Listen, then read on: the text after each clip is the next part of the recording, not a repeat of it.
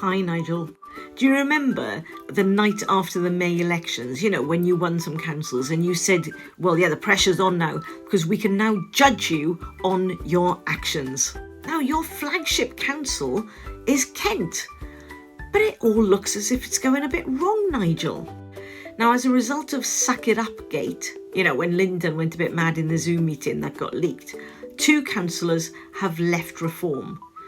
But one is now taking you to an industrial tribunal and the other is investigating a claim for libel. But that's not all. You've lost another one today down in Kent. The way it's going, Reform councillors are going to have a conservation order placed on them. They're becoming extinct. Oh, and before you try to say it's got nothing to do with you, it's got everything to do with you, hasn't it? Oh, and speaking of hapless, Zia's at it again. I think the fundamental problem is you have no policies and everything you say has to end with the words immigration, and eventually that catches up with you. I don't expect you to understand that because it takes critical thinking, which we know you haven't got. Good to see that Deputy Dick is still denying 99.9% of the scientists. Well, it looks like he's put forward a really cogent argument, to give scientific proof of what... Oh no, he's just said it's garbage.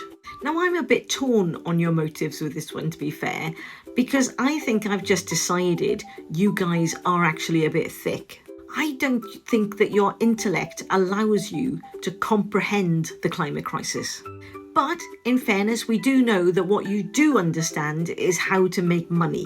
So it could be that all of these people that are funding Reform, all of whom have got a vested interest in the fossil fuel industry, sort of supports Deputy Dick for claiming that he just doesn't believe the science. I think the most obscene part about this though, Nigel, is you and Deputy Dick have got constituencies in areas that will be directly impacted by the climate change. And yet by denying it, you're not doing anything to help your constituents. And as Starmer tried to explain today, by denying the climate crisis, you're actually putting our national security at risk. I mean, that said, it's not the first time you've done that, is it?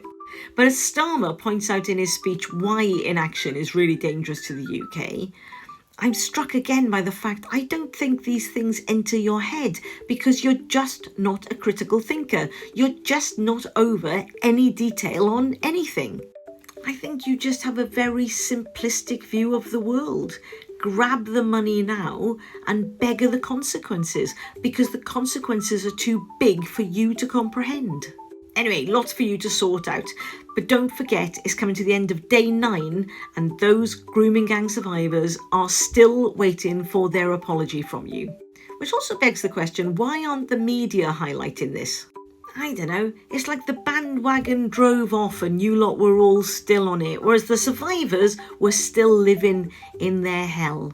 Anyway, good chats, as you were.